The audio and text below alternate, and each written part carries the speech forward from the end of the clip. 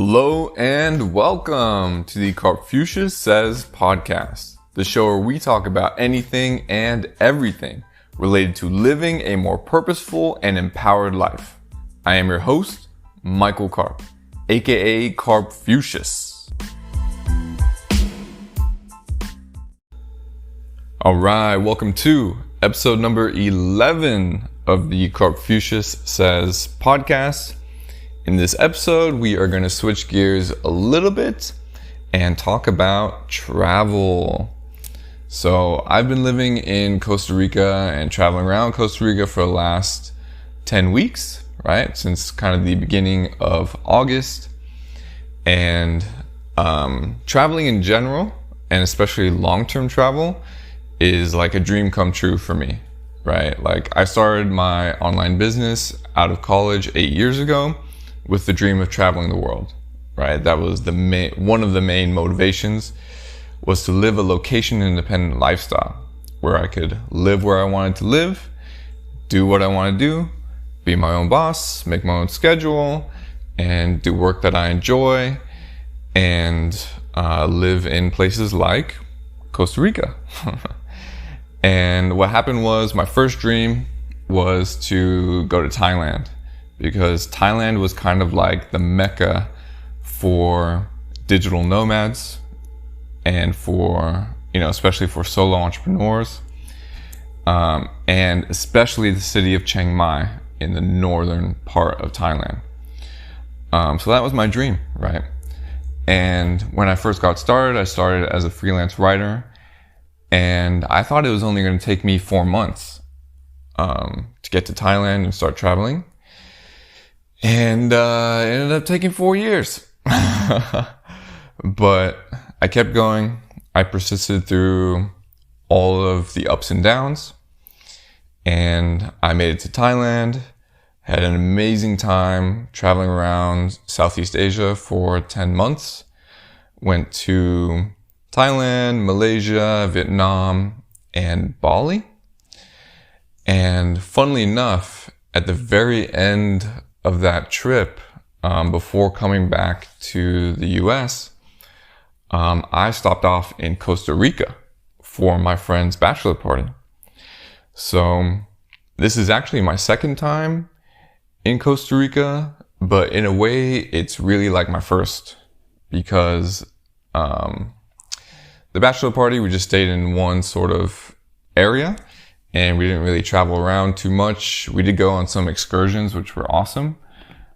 Doing some zip lining and rappelling down like waterfalls and stuff like that. Yeah, so that was awesome. But during this trip, I'm really seeing a lot more of the country. I'm meeting a lot more of the locals, eating a lot more of the food, checking out the beaches and all that good stuff. So the trip actually began with my parents, right? My parents and I went to Tamarindo, which is on the west coast. It's like a touristy sort of beach town. And we spent 2 weeks there, right, in an Airbnb. And it was as spontaneous of a trip as we could make it. Like maybe 5 months before the trip, my parents proposed the idea to me of going to Costa Rica. And I was very surprised. Like I'd been wanting to go because my friends and my friend's mom were here in Costa Rica. And I'd met them in Asia, in Thailand and in Vietnam. And they were telling me, oh, it's so amazing, you got to come here and all this stuff. And like, I really wanted to go, but things just hadn't worked out just yet. And then my parents ended up proposing it. And I was like, okay, yeah, let's do it. And they were like, why don't we go for my mom's 70th birthday? And I was like, yeah, perfect. Like, I'm all in. But can we make my flight a one-way ticket? And they were like, yeah, sure. I was like, okay, cool. So I'll just stay there. And yeah, you guys can come back here to Texas. I was like, all right, excellent.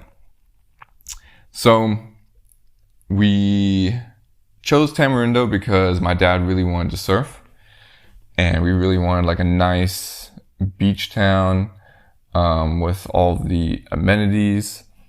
And Tamarindo was honestly like the perfect place.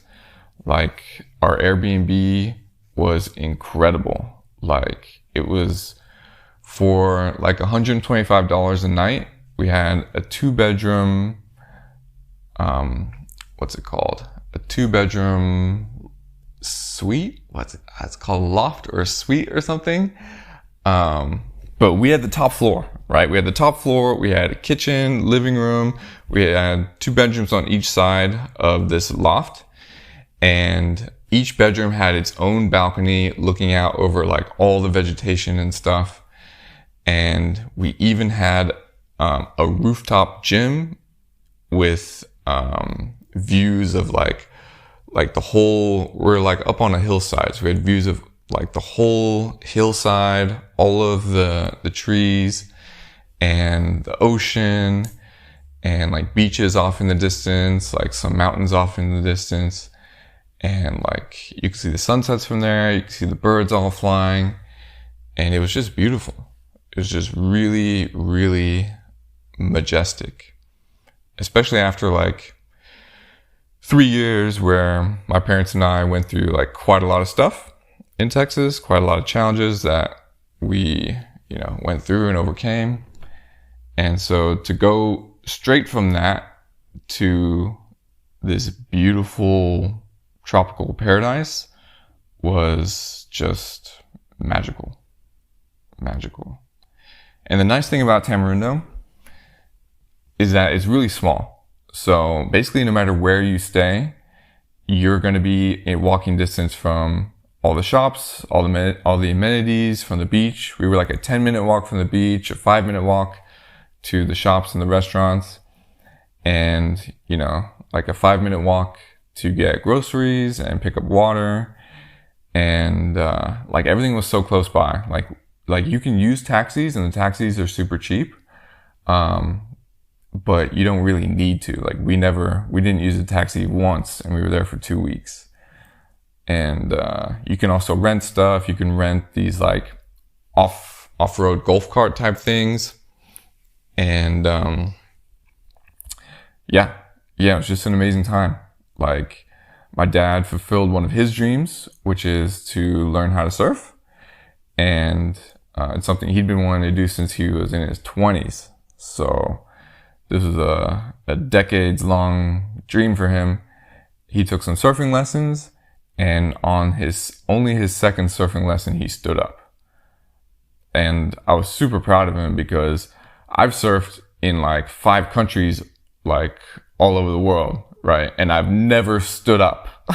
I've surfed in Hawaii, I've surfed in Vietnam, I've surfed in Australia, I've surfed in California, and I have not stood up once. And I've gotten lessons before. And like, I can snowboard, I can skateboard a bit, but like, yeah, so I was really happy for him, And my mom just had a blast.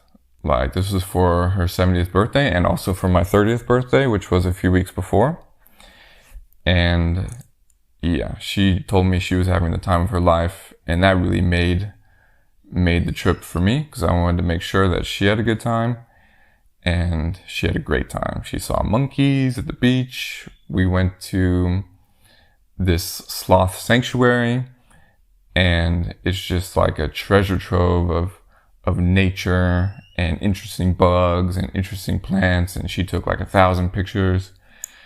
And yeah, it was just fantastic. It was just fantastic. And we got sunsets at the beach. The sunsets were just amazing.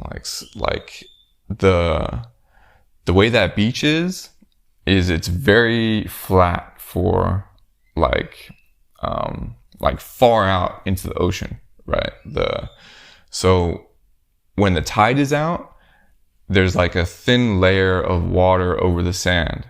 And when the when the sun is setting, it reflects all over the sand as well, like all over the water, all over the sand. It makes this kind of beautiful mirror effect. And there's people riding horses, and like, yeah, it's just really magical. Really, really magical. And super nice people. Like, we made friends with one of our waiters at one of the restaurants, and just one of the smiliest, happiest people we've ever met. And yeah, had a great time. Had a really great time. And then at the end of the trip, my friends came and met up with us. They got to meet my parents. And my parents basically dropped me off with them, and then I started rolling with them. And this is when like the sort of traveling began for me, right? Because I'm inherently nomadic. I enjoy being on the move. I enjoy going to different places, meeting different people, seeing different things.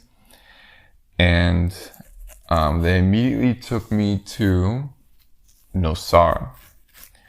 Nosara is also kind of a touristy place on the West Coast, but what's happened is that they've designed the city, the town, it's really a town. They've designed the town so there are no paved roads. It's all dirt roads, and they're kind of like bumpy, and like you need an off-road vehicle to be in the actual town itself. And what this has done is it's created like sort of, it's both a barrier to entry for some people and an invitation for other people, right? Who have like off-road vehicles and stuff. So the town has retained a lot of its nature. It really hasn't been built up too much. Like the whole beach doesn't have any restaurants or any, there's no restaurants or bars actually on the beach itself. So all of the natural vegetation is still there compared to Tamarindo, whereas like there are just bars and restaurants across the whole beach. Nosara has maintained its natural, environment, right? And, that makes the energy very different. It makes the people who go there quite different. Nosara is more upscale. It is like, it's a vacation destination for like wealthier people. And, it's definitely one of the most expensive areas in the whole country. But it's unique. It's unique, and it's a very interesting energy, right? But we were staying like in a small, I don't know if you can even call it a town, but a very, very small town right to the south of Nosara called Garza Bay. And this place is almost completely undeveloped, but we were staying in a container home community. And apparently container homes are like this new thing, right? I had no clue about them until my friends told me about them. And they are made out of shipping containers. And the reason being is because shipping containers are very cheap. They are already made, right? You don't have to construct a container. It's already, there. And in Costa Rica, you don't have to pay any taxes.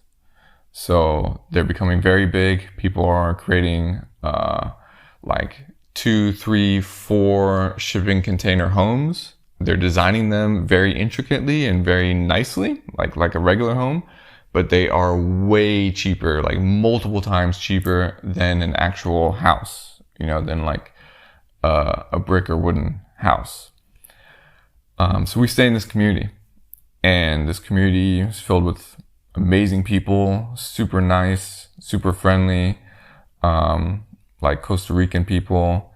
And literally we were like a 30-second walk from the beach. Like we just go through on this little bridge, through these bushes, past this home where a Nicaraguan family lives, and they have these dogs that barked at us. Like every single time these dogs would bark at us. And like we had to take sticks because they were kind of aggressive. And so you take sticks for protection, I guess. And yeah, you just kind of bat the stick on the ground if they get too close to you. But you go past the rabid dogs and then you're at the beach. And the beach is practically a private beach. There's basically no one there. And it stretches for like I don't know, 1,000 meters or something like that.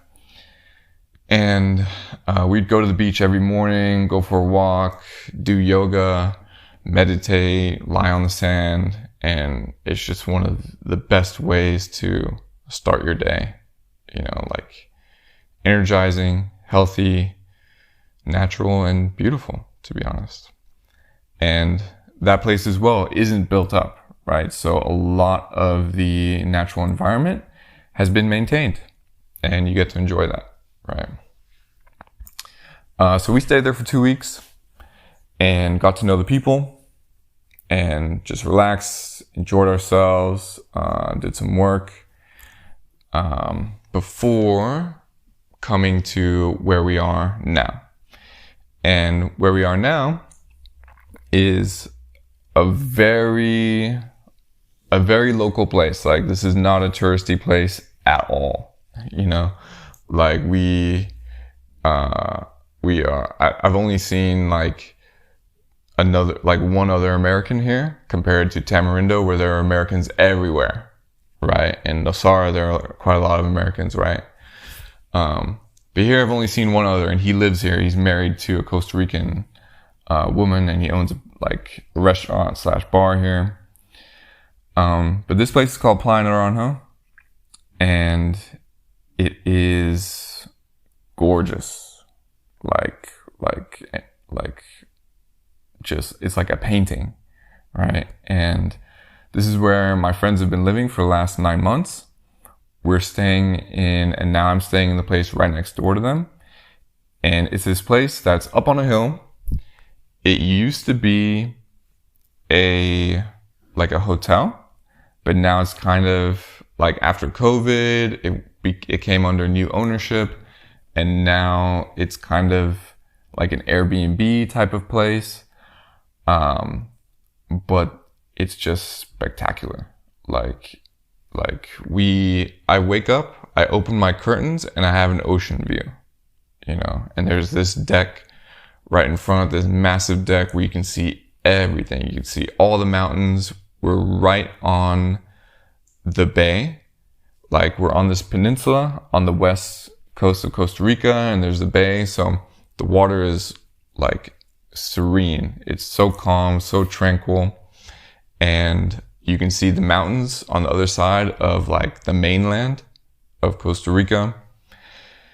And the clouds, the sunsets here, like sometimes the sun will be setting like off to like the left side of the view.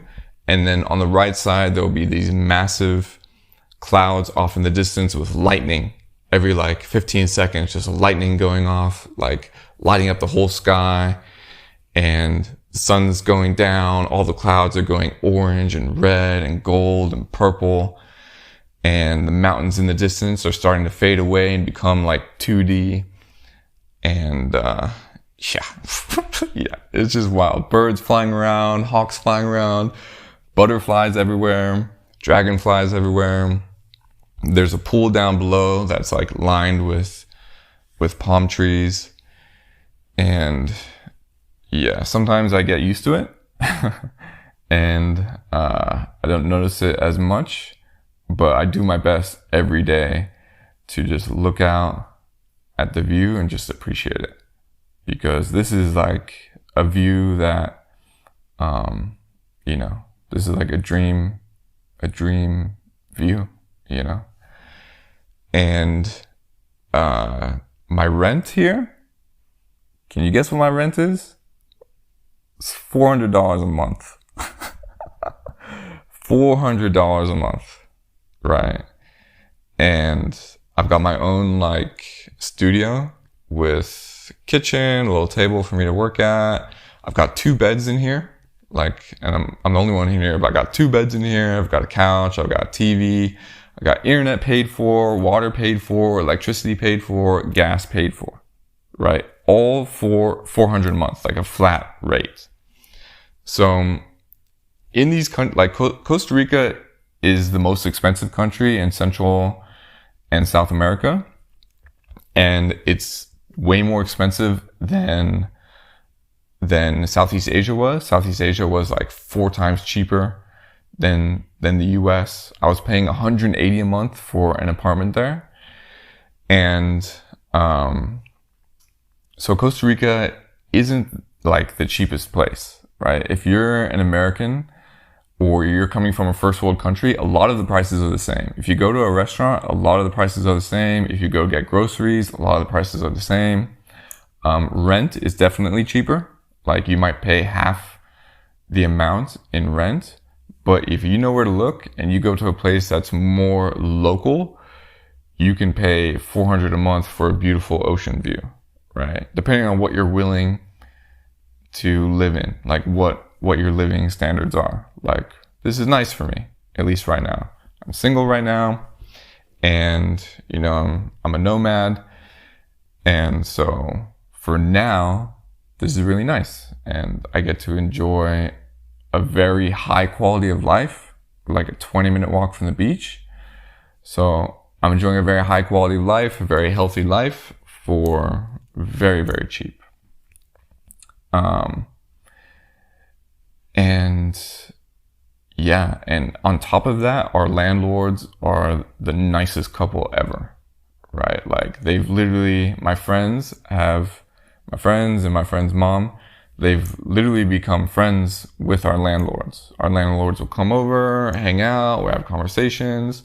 We had, one of them, it was their birthday last Friday, and we threw a little party for her. Like, you know, like that's, a lot of the people here have very open hearts and are very willing to like connect with you and build a relationship with you. And they even said, because we're all kind of nomadic, right? But they said that they're going to be super sad when we eventually leave, you know? And when do you have that type of relationship with a landlord in the US or in a first world country? It's very rare. Even in Asia, I had a very good relationship with my landlady. You know, like we became friends. And I just enjoy that. I enjoy that about these smaller towns and local areas and these sort of developing nations. They haven't been so desensitized like some people are when they live in the big cities. And people are more appreciative sometimes of just these human to human relationships. Like whether it's a landlord, whether it's like a waiter or waitress at a restaurant, or, you know, or like I became very good friends with this Thai guy, in Thailand who ran this vegetarian restaurant. I ate there twice a day, every single day. You know, we'd have conversations about life. We would philosophize about different things. I would ask him lots of questions about what he thought about different things in life. And it was just a really nice characteristic of the lifestyle. Because you don't even have to try. It's not like I have to really go out of my way to build connections with people. It just happens. It just happens very naturally. And that's something that I really enjoy. So, yeah. It's a beautiful life. It's a beautiful life.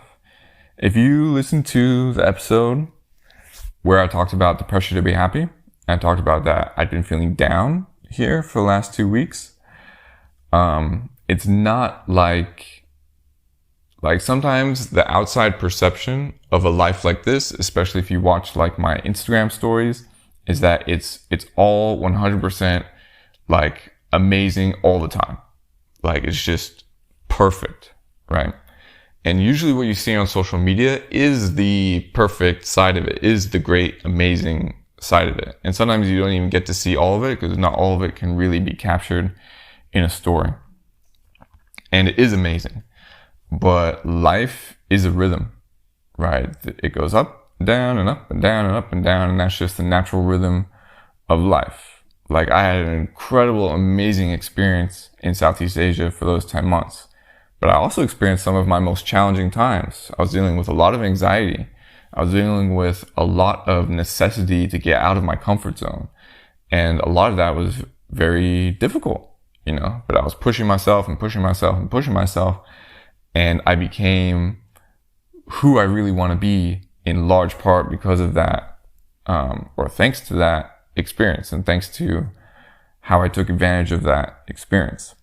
But it's not like it's all easy. It's not like it's all like, you know, just absolutely perfect. It's not meant to be, you know, it's meant to be like an experience, right? A full on immersive experience where the challenges are meaningful, right? The challenges are like there to help you grow and evolve. They're not just there to make your life difficult. You know, they're there for your evolution, personally, spiritually, even physically, right? So this is where we've been for the last 2 months, right? The last 8 weeks. No, the last month and a half. Man, I'm losing track of time. The last like 6 weeks we've been here. And it's been amazing. But we're digital nomads, right? We're travelers. So we've been kind of itching for the next exploration, the next like,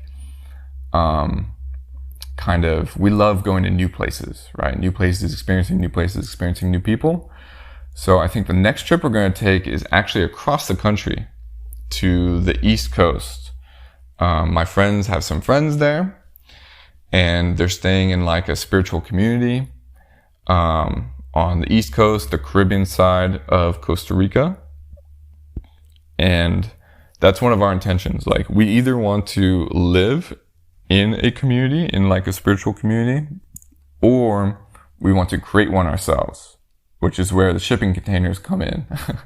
So we've been considering creating a shipping container community for like spiritual people, spiritual entrepreneurs, like people who want to empower each other and live in like a community environment.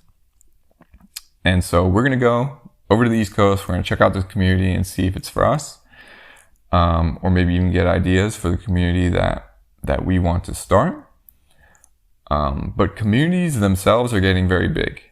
Especially in Costa Rica, a lot of people want to start communities out here, and there are quite a number of them. But from what I've heard, they can be really amazing. Like, the people you can meet there, and they can be very healthy, right? Because what you do in these communities is everyone sort of contributes in a different way. Like, people will put on classes for yoga or meditation. You're often going to live off the land, right? People will be farming, people will be growing their own food, and just the community aspect is something that I think can get lost in city life, just because like it's more likely that your neighbors are going to suck than your neighbors are going to be awesome, right? Or they're going to be neutral and you're like never going to talk to them. So like, to have a community aspect in a city, you really need to have like a tight-knit group of friends and a tight-knit family, and you need to come together often, right? And sometimes with work and with family obligations and like with stuff like that, it's just not as easy, right? As opposed to actually living in a community that's already set up, right? Where you live right next to all your friends, right? Or right next to people who are becoming your friends. And a lot of it is self-sustaining. So you don't really need to go out and like, you don't really have to go out and like commute to work, or you don't have to go out and like buy groceries. Like you're cooking and making everything there, and you're growing everything there. And at least for me, it's something that I want to try. I want to see, is this something that could be for me and could be for us? It's an intriguing prospect. And so that'll probably be the next move at some point. All right. So to wrap this up, 10 weeks in Costa Rica has been, really amazing. I love the tropical environment, love the tropical weather. And even though it's been rainy season here, it's quite beautiful, the rain, because it's sunny for like 80 or 90% of the day, and then it rains for like 10 or 20% of the day, right? And it also means there's a lot less tourists during rainy season. It's less crowded, but high season and dry season is coming next month in November. And apparently there's going to be a massive influx of people into the country, which will have its own pros and cons. It's not like one's better or worse than the other, at least for me, at least my perspective. But I'm very interested in experiencing high season here in Costa Rica. And I think it's going to be fun. And the last thing, if you're on a US passport, or I think basically any first world country passport, you don't have to get a visa before you arrive to Costa Rica. But as soon as you arrive, you get a visa stamped in your passport, and it gives you 3 months. So you can stay in the country for 3 months, and then you have to leave and then come back, right? Which is called a visa run. And then you'll get your visa restamped, right? If you want to stay for another 3 months. So my intention is to stay for another 3 months. And my 3 months is coming up at the beginning of November. So I'm going to have to do a visa run, most likely up to Nicaragua, which is the closest other country. Just going to take a bus up there. And apparently you literally cross the border, you stay there for like 20 minutes, and then you can come back, they stamp your visa, and then you're back in the country. So that is also what's coming up, and I need to plan that. All right. Thank you for listening to this episode. If you have any questions about travel or like anything, send me an email at michael@karpfucius.com, and I'll see you in the next episode. Peace.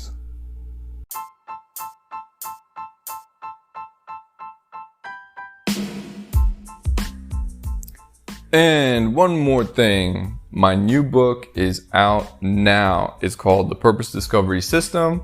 It will help you find your life purpose, define it with clarity, and make a plan to follow it, even if you're totally lost right now and have no clue what to do with your life. This book walks you through the exact same process I use to find my life purpose, and it can help you find yours as well. If you're interested, click the link in the show notes or in the podcast description. Your purpose awaits.